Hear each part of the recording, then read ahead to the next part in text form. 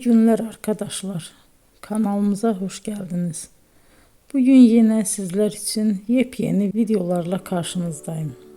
İki başarılı oyuncularımız Elçin Sangu ve Barış Ardus'tan güzel paylaşımlarını sizler için hazırladık.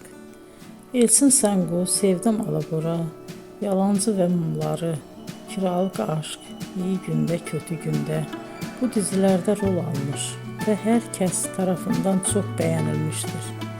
Biz de Elçin Sangu ve Barış Ardus'tan en güzel sempatik fotolarını sizler için hazırladık.